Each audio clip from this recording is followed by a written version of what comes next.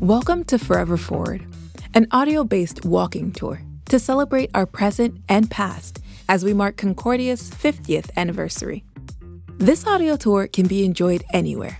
You don't need to be on campus. To follow along on site, consult our online map and feel free to pause between sites when you hear this musical interlude.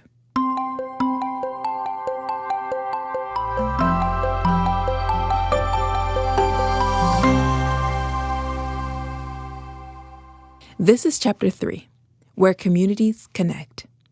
I'm your host, Josie Fome. I'm a communications professional, journalist, and podcaster.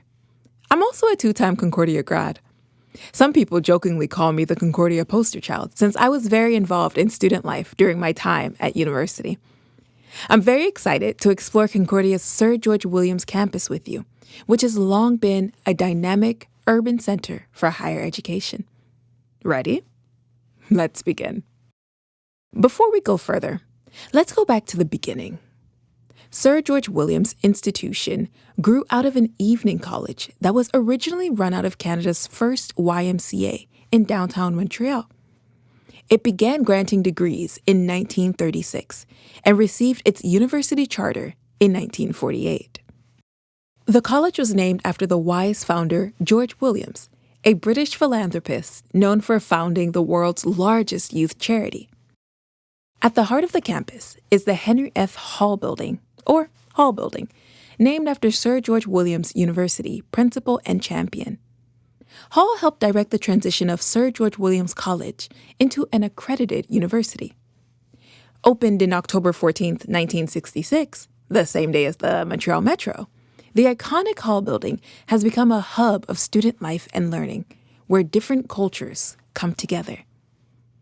Made of prefabricated concrete, the Hall Building is typical of the 1960s utilitarian cubic architecture. Most of the floors have undergone extensive renovations over the last decade. Did you know? The ground floor of the Hall Building on de Maisonneuve Boulevard includes 4 granite picnic tables on the west side of the atrium. Each table honors the memory of our 4 engineering professors, Foivos Ziogas, Matthew McCartney Douglas, Michael Gordon Hogbin, and Aaron Jan Saber, who were tragically killed in 1992. The unconventional memorial offers a place to study, exchange, and contemplate. Concordia's Hall Building was also the site of a major Canadian civil rights struggle. On the ground floor, between the escalators, is a plaque commemorating what was then Canada's largest student protest against anti-Black racism. The Sir George Affair gained international attention in 1969 after a group of students occupied the 9th floor computer lab in protest of racism. Did you know, in 2022, in response to the President's Task Force on Anti-Black Racism, Concordia's administration issued an apology for the 1969 Sir George Williams Affair that led to the arrest of 97 student protesters. The work of the Task Force on Anti-Black Racism has led us to examine Concordia's history, as well as the relations of its founding institutions, Loyola College and Sir George Williams University, with Black communities. We are determined to look honestly at our past as an institution in order to build trust and move forward to a better future.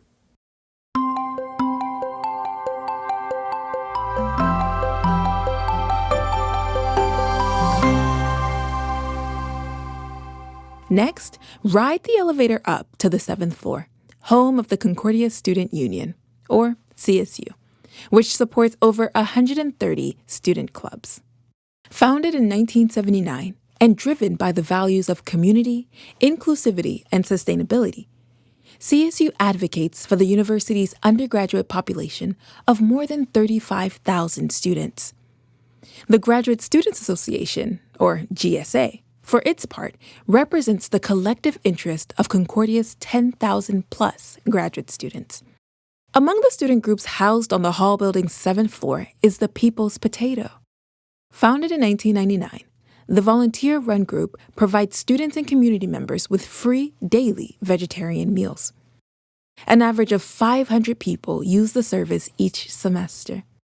The People's Potato also runs an emergency food basket and collective garden on the Loyola campus.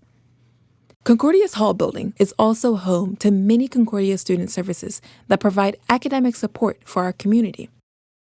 For example, you'll find the Otsinhakta Center for First Nations, Inuit, and Métis students, which was founded in 1992, and the recently opened Nula Black Student Center, which offers services, resources, and mentorship to Concordia's Black student communities. Did you know the iconic 7th floor Hall building has changed considerably after major renovations from 2018 to 2019?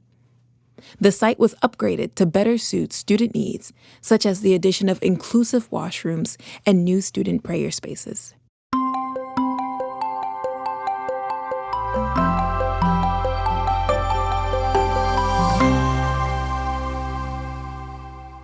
The 10th floor is home to Concordia's School of Irish Studies, which offers courses on Ireland's history, culture, and diaspora. The school's mission is to allow students to study Irish history and culture with a focus on the contributions of the Irish community in Canada. Did you know the late Honorable Brian Mulroney, Canada's 18th Prime Minister, a former member of Concordia's Board of Governors, as well as an honorary degree recipient, was a donor to the School of Irish Studies. In recognition of his family's Irish Quebecois heritage, he established a scholarship in his mother's name.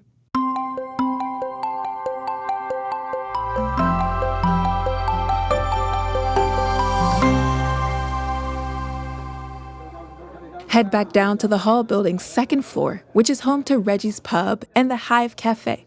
Both are cooperatives run by the Concordia Student Union.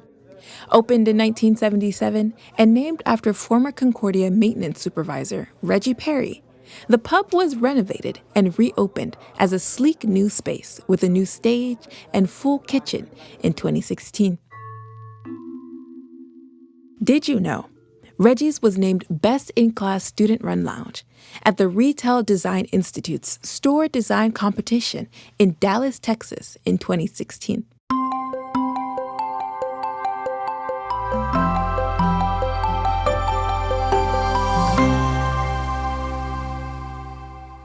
Next, we head northwest to Concordia's ER building on Guy Street, which is home to many critical centers of learning. The ground floor features services to the community, such as the Concordia Arts and Health Center and the Center for the Arts and Human Development. Both provide services to neurodiverse adults, youth in foster care, and other groups in need. Another fixture of the ER building is Concordia's Center for Research on Aging, or ENGAGE, a group that aspires to change how society thinks about aging. This interdisciplinary center seeks to better understand how society views and manages aging. Its mission is to improve the health and wellness of older individuals through empowerment and creativity. ER is also home to Concordia's Next Generation Cities Institute, which brings together engineering, economics, natural sciences, arts, humanities, and social science researchers to engage in an inclusive and systemic approach to sustainable urban development. Did you know Concordia's Voltage, Canada's first electrification research program, is also housed in ER? Its team examines how to build carbon-neutral buildings, energy storage, smart grids, and advance the electrification of transportation. Voltage is creating solutions for a decarbonized future.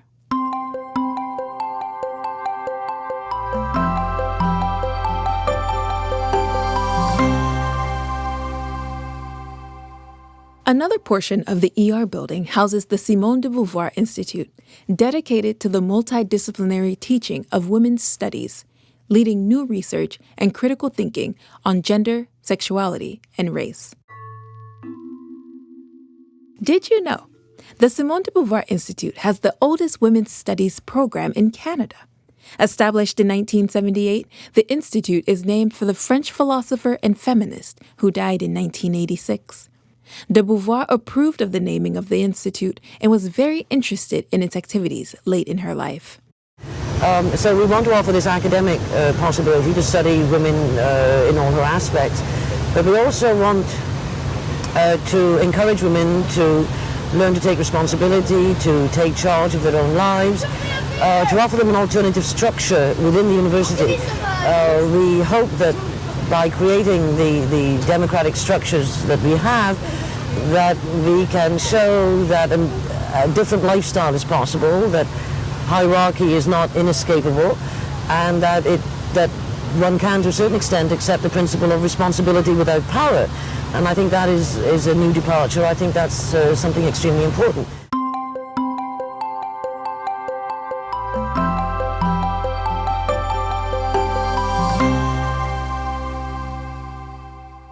Just south of the Hall building is the Guy Metro building, or GM. Concordia purchased the building in 1997 and has since renovated each floor. The university reclad its exterior in 2011 to improve its energy efficiency and mirror the envelopes of the EV and MB buildings. The space now houses administrative offices, co-op, Concordia Health Services, and the Access Center for Students with Disabilities. Did you know the Faculty of Commerce, now called the John Molson School of Business, was once housed in the GM building? It was the site of the first Women and Work Symposium in 1994.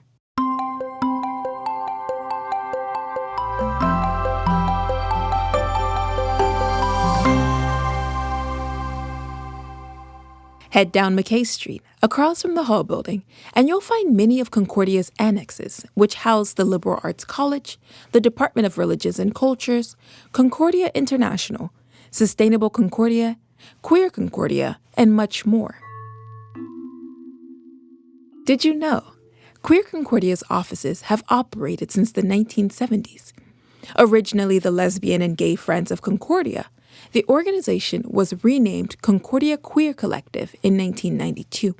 It offers resources for Concordia's 2S LGBTQIA+ students and allies. Head south to Guy and St. Catherine, and you'll find the Engineering, Computer Science, and Visual Arts Integrated Complex, or EV for short. One of Concordia's most recognizable buildings and home to the Gina Cody School of Engineering and Computer Science, as well as the Faculty of Fine Arts. Did you know? In 1989, Gina Cody was the first woman in Canada to earn a PhD in building engineering. In recognition of her transformative support, Concordia renamed its Engineering and Computer Science faculty in her honor in 2018. My name is Gina Cody, and I'm a woman, and I am an engineer.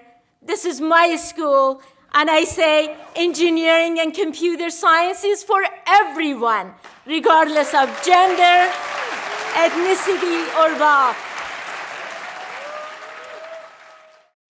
Gina Cody now serves as Concordia's chancellor. The Gina Cody School blends traditional engineering with forward-thinking programs such as sustainability and cybersecurity. It is committed to advancing equity, diversity, and inclusion. This vision is supported by tangible actions including mentorships, scholarships, hiring, and promotions. That's the end of Chapter 3, where communities connect. It's been really fun to revisit my old stomping grounds with you. I hope you enjoyed exploring some of Sir George Williams' academic pillars and centers of student life.